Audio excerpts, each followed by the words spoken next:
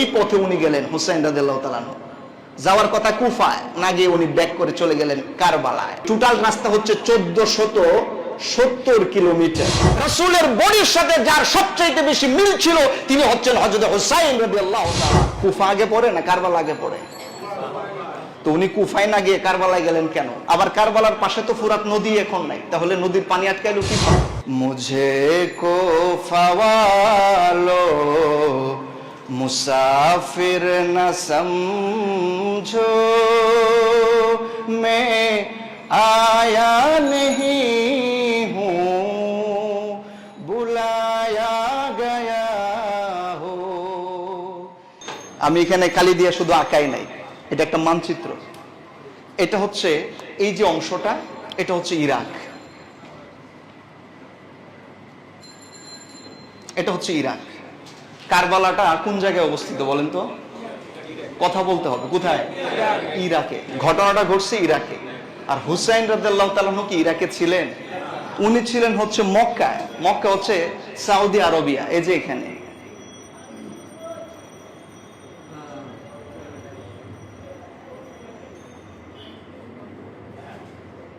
Saudi আরবিয়াতে উনি ছিলেন, মক্কা ছিল এই জায়গায়। কথা বলবেন না কেউ? এই জায়গায় ছিল মক্কা, উনি গিয়েছিলেন ইরাকে। এই সময় ইয়াজিদ ছিল কোন জায়গায়? Syria, SY Syria. এই জায়গাটা ছিল হলো দামেস্ক। আরবিতে এটাকে বলা হয় দিমাশক, ঠিক আছে? এই হলো দামেস্ক। সিরিয়ায় হলো ছিলেন ইয়াজিদ। হুসাইন রাদিয়াল্লাহু তাআলা প্রথম ছিলেন মদিনায়, এই হলো মদিনা। উনি ছিলেন প্রথম মদিনায়। 60 হিজরিতে যখন মুআবিয়া রাদিয়াল্লাহু তাআলা ইন্তেকাল করেন, বসায়াত হয়ে যান হলো ইয়াজিদকে খলিফায়। অথচ ইয়াজিদের খলিফার উপরে বায়াত গ্রহণ করেন নাই বহু সাহাবায়ে কেরাম, অগণিত অসংখ্য মানুষ তাকে সাপোর্ট করেন নাই তার বিভিন্ন সমস্যার কারণে। শুধু হুসাইন রাদিয়াল্লাহু তাআলা নয়, বহু সাহাবায়ে কেরাম ইয়াজিদকে মেনে নেয় নাই। তো ইয়াজিদকে যখন মেনে নেওয়া হলো না, এই ইয়াজিদ চাইলেন যে হুসাইন রাদিয়াল্লাহু তাআলা যদি ওনার হাতে বায়াত গ্রহণ না করে, অনেক মানুষ আমার হাতে বায়াত গ্রহণ করবে না, যেখানে হুসাইন রাদিয়াল্লাহু তাআলা করে নাই। উনি চাইলেন জোরপূর্বক হুসাইন রাদিয়াল্লাহু তাআলাকে তার হাতে বায়াত করানোর জন্য। তখন হুসাইন রাদিয়াল্লাহু তাআলা ছিলেন কোন জায়গায় বলেন তো? কথা বলতে হবে, কোন জায়গায়? মদিনায় ছিলেন। উনি যখন মদিনায় ছিলেন, মদিনার গভর্নর ছিল ওয়ালিদ ইবনে উতবা। এই যে একটা নাম উচ্চারণ করলাম, আমি 11টা নাম উচ্চারণ করবো, আপনাদের মনে রাখতে হবে। এই একজন ওয়ালিদ ইবনে উতবা, নাম কি? ওয়ালিদ ইবনে উতবা মদিনার গভর্নর। ওনাকে প্রেসারাইজ করা হলো, প্রেসার ক্রিয়েট করা হলো, যে কোনো মূল্যে, মদিনায় তো হুসাইন রাদিয়াল্লাহু তাআলা আছেন, ওনাকে জোর করে হলেও আমার হাতে বায়াত গ্রহণ করার। হযরত হুসাইন রাদিয়াল্লাহু তাআলা বললেন, না, এমন একজন ব্যক্তির উপর আমি বায়াত গ্রহণ করতে পারি না। এবং অসংখ্য সাহাবারও বায়াত গ্রহণ করলেন না। হুসাইন রাদিয়াল্লাহু তাআলার উপর যখন প্রেসার ক্রিয়েট করা হলো, হুসাইন রাদিয়াল্লাহু তাআলা সিদ্ধান্ত নিলেন উনি আর মদিনায় থাকবে না, উনি মক্কায় চলে এলেন। কোথায় চলে এলেন? মক্কায়। আর এই যে মক্কায় আপনারা হজ করতে যান না, এটা হচ্ছে জিদ্দা। জিদ্দা বিমানবন্দর দেখছেন না? জিদ্দা বিমানবন্দর কোন সাগরের পাশে বলেন তো? হ্যাঁ, রেড সি। রেড সি মানে হচ্ছে আল বাহরুল আহমার, লোহিত সাগর। লোহিত সাগরের পাশে কিন্তু এই কাবা। তখন হুসাইন রাদিয়াল্লাহু তাআলা এই লোহিত সাগরের পাশে যেখানে মক্কা রয়েছে, ওইখানে উনি চলে এলেন। এটা কিন্তু একটা সাগর কিন্তু আরেকটা আছে, সিরিয়ার পাশে একটা সাগর আছে। এই সাগরের নাম বলতে পারেন কেউ?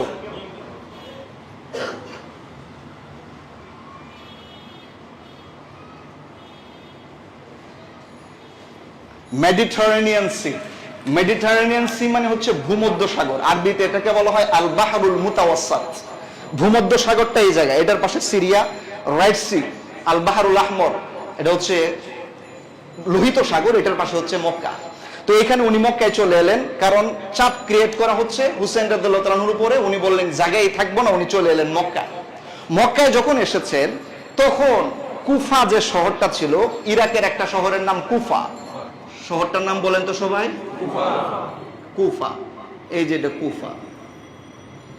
কুফা কুফা হলো এমন শহর, এটার মানুষের এই আচরণের কারণে আমরা এখন মাঝে মাঝে কিছু হইলে বলি কুফা লাগছে, মানে সমস্যা শুরু হয়েছে। কুফার মানুষের আচরণ হোসেন রাদিয়াল্লাহু তাআলার সাথে যা ঘটিয়েছেন পৃথিবীর ইতিহাসে কখনো মানুষ এগুলো ভুলবে না। এই কুফা শহর থেকে মানুষ হোসেন রাদিয়াল্লাহু তাআলার কাছে যোগাযোগ করতে লাগলো, হোসেন আমরা ইয়াজিদের হাতে বায়াত গ্রহণ করব না, আপনার হাতে বায়াত গ্রহণ করব। হোসেন রাদিয়াল্লাহু তাআলা প্রাথমিকভাবে কোনো কর্ণপাত করলেন না। ঠিক আছে, একের পর এক চিঠি আসতে লাগলো। কোত্থেকে? কুফা থেকে।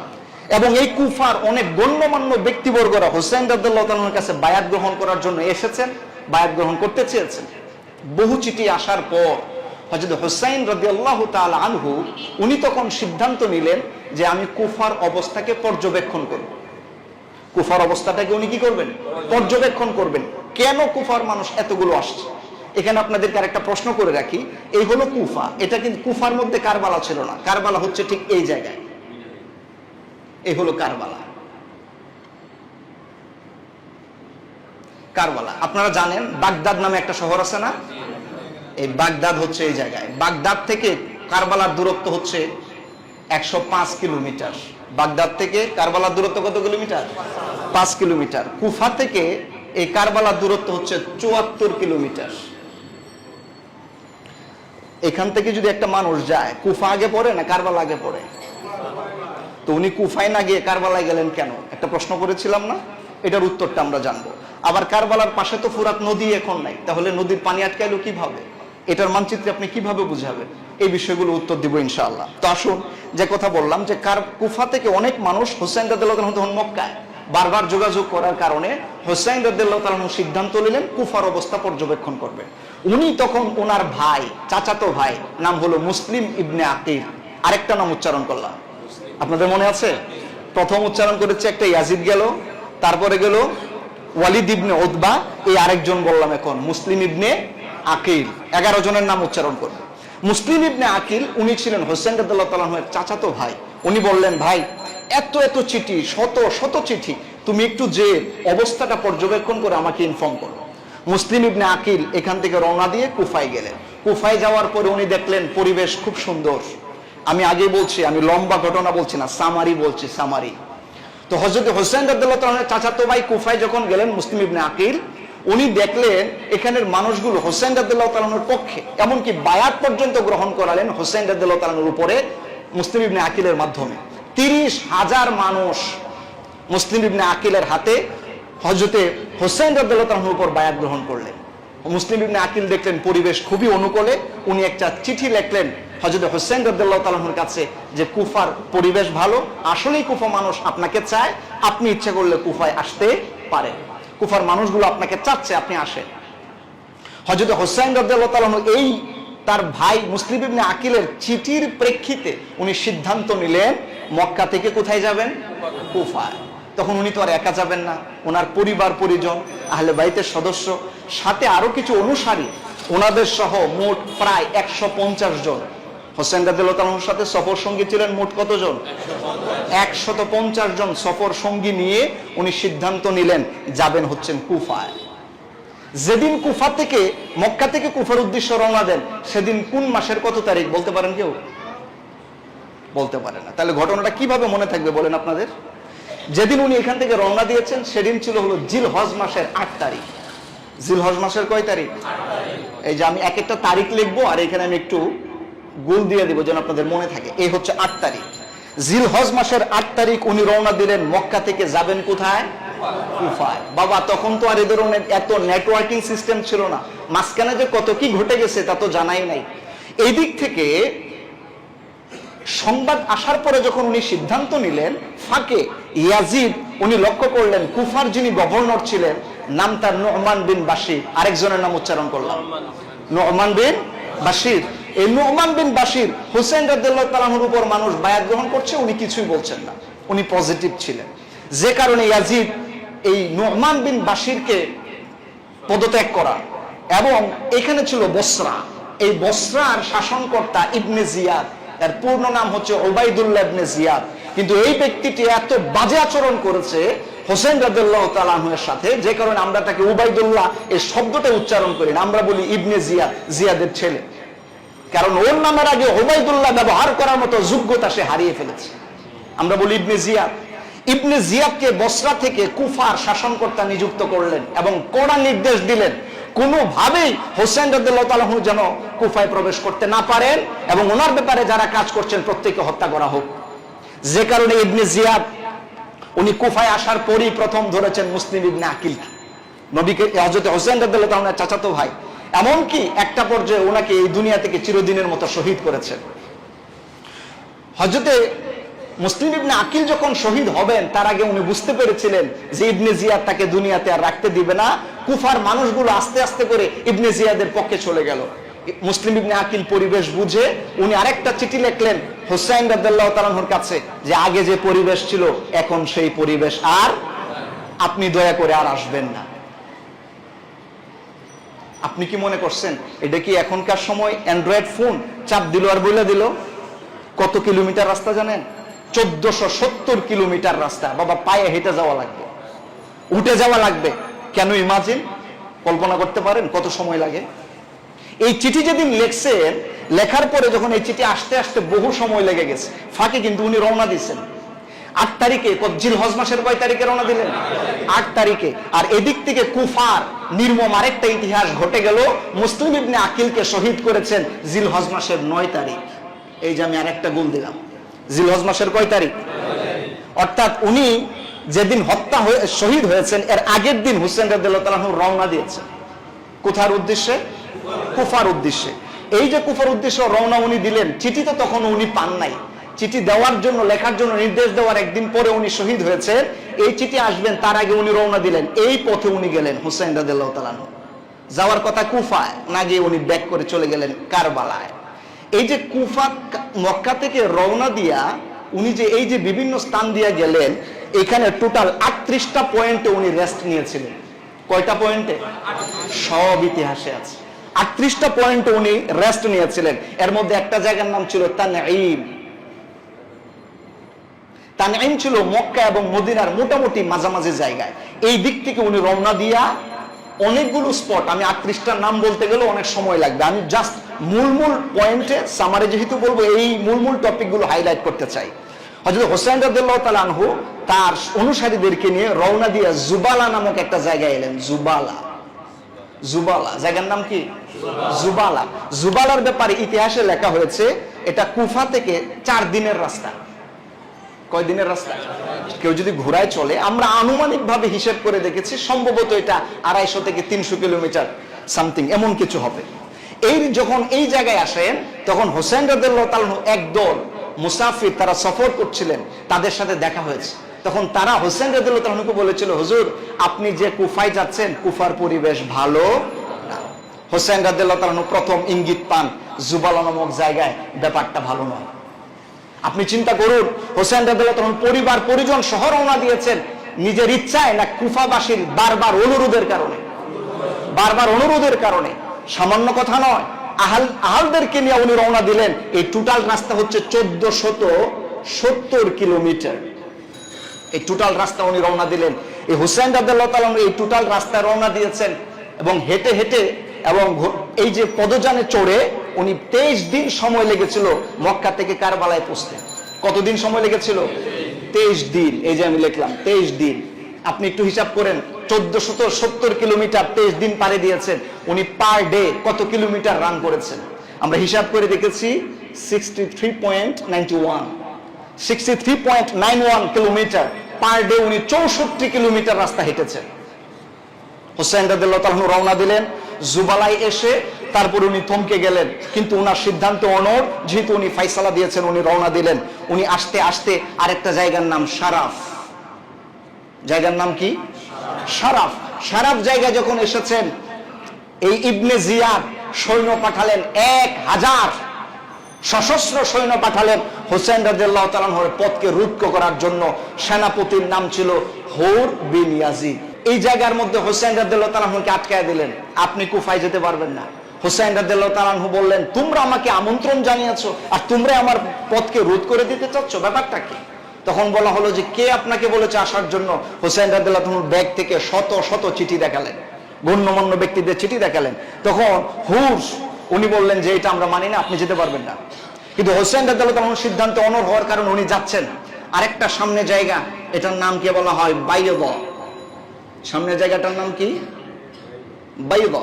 বাইদা জায়গায় যখন এসেছেন তখন হুর হুসাইন রাদিয়াল্লাহু তাআলা আনহুকে খুব কড়াকড়ি ভাবে আটকায় দিলেন, আপনি কুফা যেতেই পারবেন না, আপনি সিদ্ধান্ত চেঞ্জ করুন। এবং ওনার খুব জোরাজুরি করার কারণে হযরত হুসাইন রাদিয়াল্লাহু তাআলা আনহু এই পর্যন্ত এসে পৌঁছেছিলেন হিজানাত নামক জায়গায় এসে হুসাইন রাদিয়াল্লাহু তাআলা আনহু টার্ন নিলেন বাম দিকে, ওনাকে যেতে দেওয়া হচ্ছে না কুফায়, তখন উনি বাম দিকে এই যে এই জায়গার মধ্যে এসে উনি বাম দিকে রওনা দিলেন। এবার চলে যাচ্ছেন কোন জায়গায় বলেন তো? কুফার দিকে। এই যে দেওয়া হচ্ছে না, এই হুর প্রথম আটকাইলো 1000 সৈন্য দিয়া, হুসাইন রাদিয়াল্লাহু তাআলা কুফায় ঢুকতে পারলেন না, অথচ কুফাবাসী কেউ তাকে নিমন্ত্রণ করার জন্য আসছে না। হযরত হুসাইন রাদিয়াল্লাহু তাআলা আনহু এরপরে আস্তে করে এই কারবালার দিকে রান করলেন। এজন্যই মূলত উনি কুফা কাছে হওয়া সত্ত্বেও না যায়া 74 কিলোমিটার পথ পাড়ি দিয়া কোন পর্যন্ত পৌঁছে গেলেন? কারবালায় পৌঁছে গেলেন, তাকে যেতে দেওয়া হয়নি। হযরত হুসাইন রাদিয়াল্লাহু তাআলা আনহু যখন কারবালায় এসে পৌঁছেছেন তখন মুহররম মাসের 2 তারিখ, জিলহজ মাস পুরোটা সময় লেগেছে। এই যে বললাম না 23 দিন লেগেছে, আপনি 23 দিনের হিসাব করুন। এখানে এসেছে জিলহজ মাসের কয় তারিখ? 2 তারিখে উনি এসে পৌঁছলেন। এই হলো কারবালার ময়দানে। 2 তারিখ যখন পার হয়ে 3 তারিখ হয়েছে, 3 তারিখে হওয়ার পরে এই ইবনে জিয়াদ আরো 4000 সৈন্য দিয়া পাঠাইলেন, আরেকজন সেনাপতি দিয়া, ওমর বিন সাআদ। আরেকজনের নাম বললাম, সেনাপতির নাম কি? ওমর বিন সাআদ। সাথে কয় হাজার সৈন্য নিয়ে আসছে? 150 মানুষ, আহলে বাইতের একজন সদস্য। এবং সেখানে 4000 সৈন্য পাঠানো হলো। ব্যাপারটা কি? বুঝাই যাচ্ছে উদ্দেশ্য ভালো নয়। 3 তারিখে এসে পৌঁছলেন এই কুফা থেকে 4000 সৈন্য নিয়ে ওমর বিন সাআদ। হযরত হুসাইন রাদিয়াল্লাহু তাআলা আনহু ওমর বিন সাআদকে বোঝানোর চেষ্টা করেছেন, আমি এমনি আসি নাই, আমাকে দাওয়াত দিয়ে আনা হয়েছে। কিন্তু উনি কোনো ক্রমেই হুসাইন রাদিয়াল্লাহু তাআলার কথা শুনছেন না। হুসাইন রাদিয়াল্লাহু তাআলা তখন মিটমাট করার জন্য কয়েকটা প্রস্তাব দিয়েছিলেন, একটা প্রস্তাব উনি গ্রহণ করেননি। শেষ পর্যন্ত উনি এই প্রস্তাবগুলো আবার ইবনে জিয়াদের কাছে পাঠালেন যে হুসাইন তো এই কথা বলে। ইবনে জিয়াদ সাফ কথা বলে দিল, হুসাইন রাদিয়াল্লাহু তাআলার কোনো বক্তব্যই গ্রহণ করা হবে না। নাউজুবিল্লাহ পড়েন।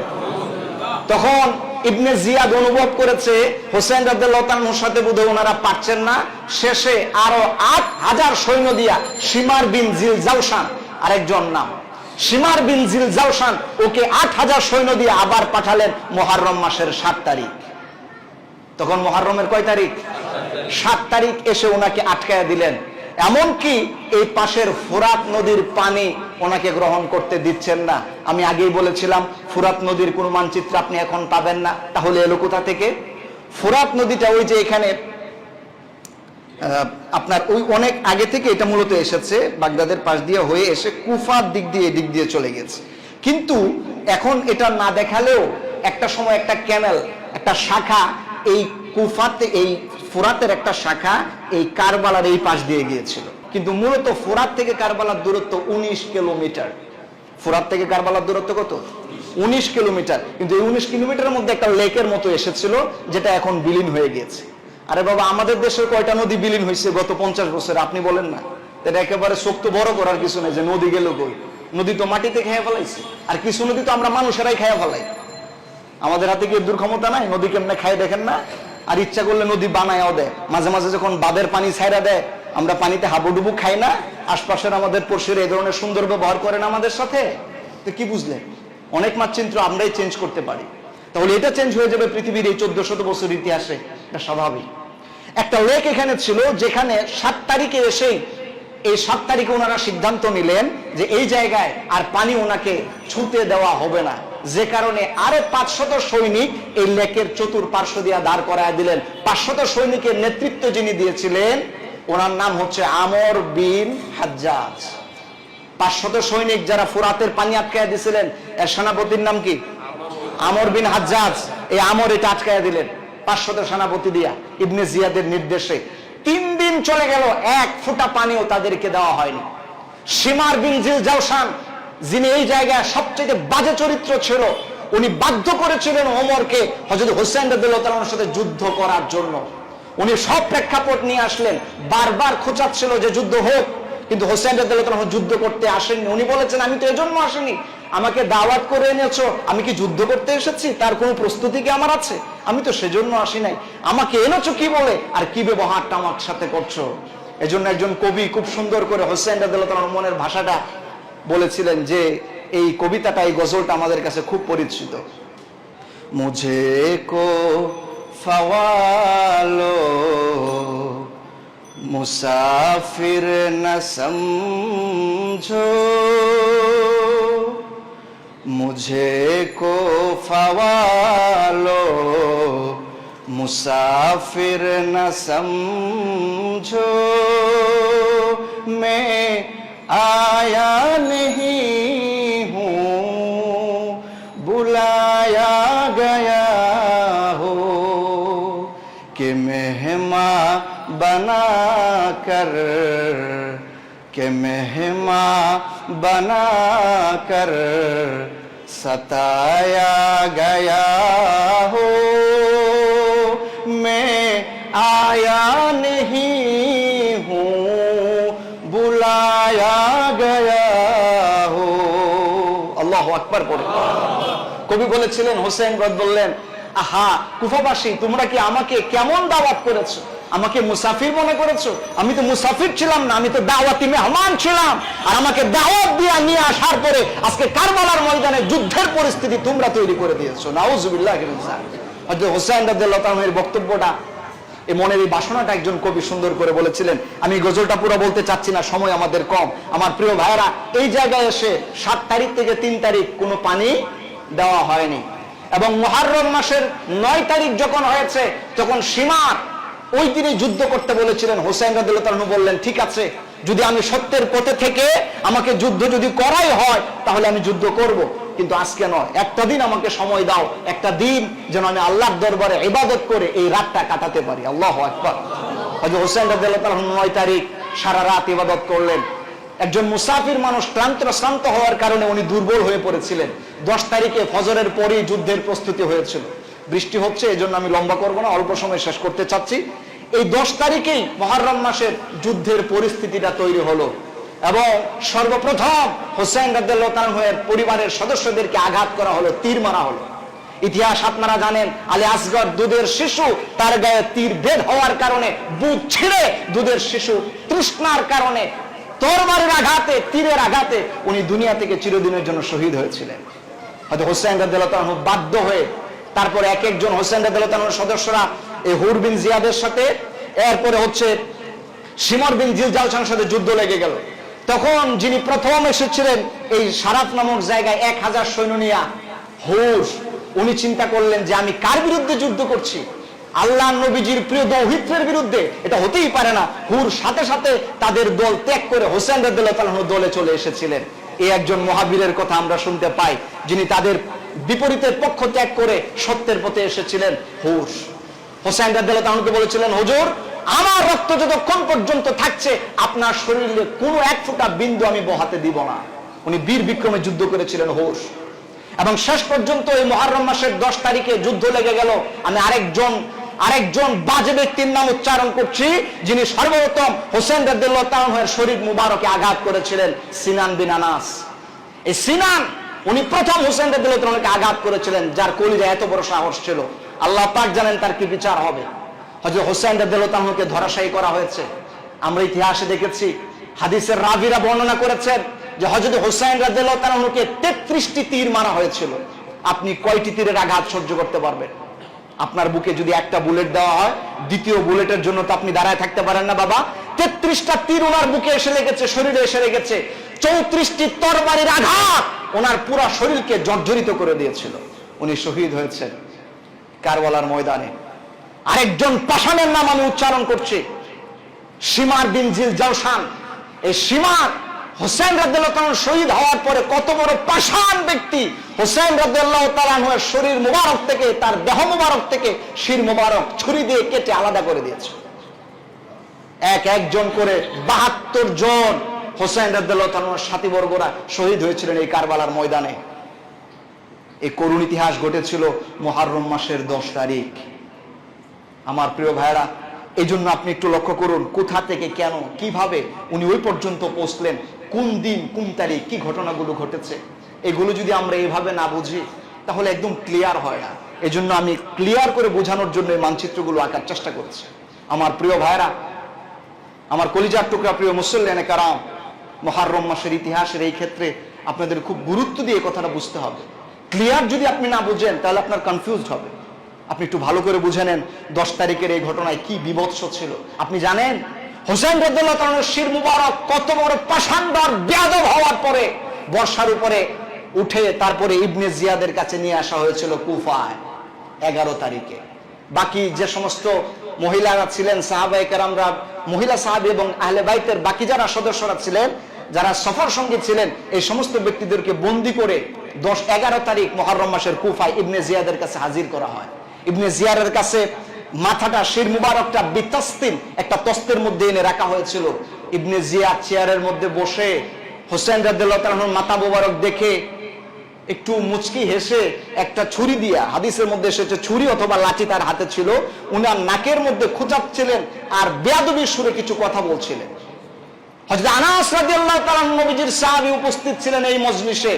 হযরত আনাস বললেন, ইবনে জিয়াদ, আমার কলিজা কেঁপে যাচ্ছে, তুমি কার মাথা এখানে এনে তার নাকের মধ্যে আঘাত করছো? তুমি কি জানো ওয়াহুয়া আশবাহু মা রাসূলিল্লাহি সাল্লাল্লাহু আলাইহি সাল্লাম, আমরা নিজের চোখে দেখেছি রাসূলের চেহারার সাথে, রাসূলের বডির সাথে যার সবচেয়ে বেশি মিল ছিল তিনি হচ্ছেন হযরত হুসাইন রাদিয়াল্লাহু তাআলা। আর রাসূলের চেহারার সাথে মিল আছে এমন একজন রাসূলের কলিজার টুকরা দৌহিত্রের মাথা এনে তুমি খোঁচাচ্ছ, আমি আনা সহ্য করতে পারছি না। আপনি বিশ্বাস করুন কি বিভৎস ইতিহাস ছিল, হোসেন রাদিয়াল্লাহু তাআলার সাথে কি নির্মম আচরণ তারা করেছে। ইতিহাসগুলো আমাদের সামনে একদম স্পষ্ট। যেদিন উনি শহীদ হন ওনার বয়স কত ছিল জানেন? হোসেন রাদিয়াল্লাহু তাআলা যেদিন শহীদ হয়েছিলেন ওনার বয়স ছিল 54 বছর 6 মাস 15 দিন। যেমন রাসূলের চেহারার সাথে সাদৃশ্যপূর্ণ দৌহিত্রের সাথে যারা এই বেয়াদবি করেছে তাদের পরিণতি দুনিয়াতে কেমন হয়েছে এটা আমাদেরকে আল্লাহ দেখিয়েছেন। আখিরাতে কি হবে আল্লাহু আ'লাম, আল্লাহ ভালো জানেন।